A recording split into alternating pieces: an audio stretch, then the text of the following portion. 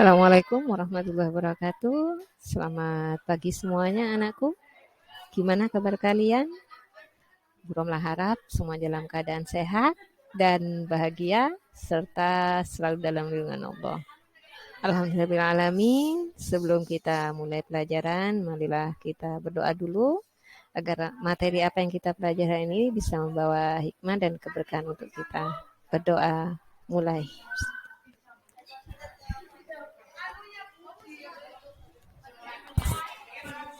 Baiklah anakku semuanya, pagi ini kita akan membahas materi tentang perawatan jenazah yang mana namanya yang hidup apapun itu mesti akan mengalami kematian termasuk manusia. Dan kita diciptakan otomatis kita juga akan kembali kepada pencipta kita. Nah, materi kita ini sudah terbiasa kita lakukan di masyarakat. Yang mana perawatan jenazah itu biasa kita lakukan di masyarakat dan di sini kita mulai belajar materi di kelas. Harapannya ketika kita di masyarakat bisa menerapkan hal ini dalam kehidupan masyarakat. Nah, terkait materi jenazah ada hal-hal yang perlu kita perhatikan, yaitu hal yang perlu diperhatikan dalam perawatan jenazah. Satu, yaitu memandikan jenazah. Dua, terkait dengan mengkafani jenazah. 3, terkait dengan menyolati jenazah. Dan yang terakhir, terkait dengan penguburan jenazah tersebut. Nah, adapun hal yang perlu diperhatikan dalam mandikan. 1, kita harus memperhatikan jenazah yang berhak dimandikan. Itu jenazah yang bagaimana? Salah satunya yaitu beragama Islam. Ada tubuhnya meskipun sebagian. Bukan orang yang mati dalam keadaan perang atau mati syahid. Yang keempat, bukan bayi yang lahir dalam keadaan prematur, belum wujud manusia.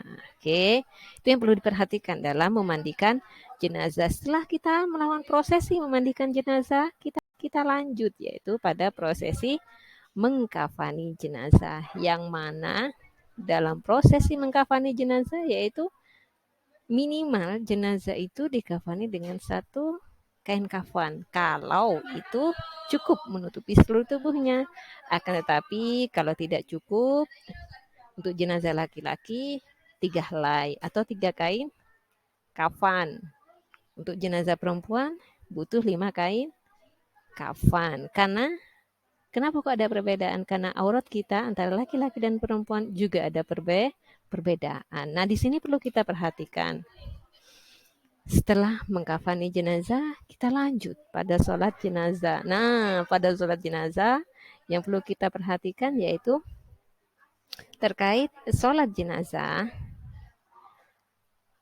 Yang perlu diperhatikan, sholat jenazah berbeda dengan sholat fardu atau sholat sunnah yang lainnya. Sholat jenazah, kita melaksanakan sholat jenazah sebanyak 4 takbir. Hanya 4 takbir ya anak-anak. Ingat, tidak ada rokaat, tidak ada ruku, tidak ada sujud. Yang ada hanya takbir. Kita bertakbir di sini sebanyak 4 kali takbir. Setelah niat menyolati jenazah, takbir pertama kita membaca surat Al-Fatihah. Takbir kedua kita membaca sholawat Nabi. Takbir ketiga kita mendoakan si jenazah dan takbir keempat tetap kita mendoakan si jenazah. Akan tetapi setelah itu kita salam, cuman yang berbeda di sini antara bacaan takbir ketiga dan keempat. Contoh untuk takbir ketiga jenazah laki-laki biasanya kita kan berdoa Allahumma firlahu warhamhu wa'afihi wa'fu'anhu. Sedangkan pada jenazah perempuan takbir ketiga Allahumma fillaha warhamha wa'afihi wa'fu'anha. Nah, begitupun pada takbir keempat jenazah laki-laki Allahumma la tahrimna ajrahu wa la taftinna ba'dahu wa ufir lana walahu. Kalau jenazah perempuan, Allahumma la tahrimna ajraha wa la taftinna ba'daha wa ufir lana walaha. Setelah itu salam. Nah, setelah menyolati jenazah di sini dianjurkan jenazah segera dilakukan penguburan atau setelah disolati langsung diantar ke penguburan. Karena apa? Anjurannya segera dikuburkan. Karena kalau dia orang baik, segera mendapat balasan kebaikannya.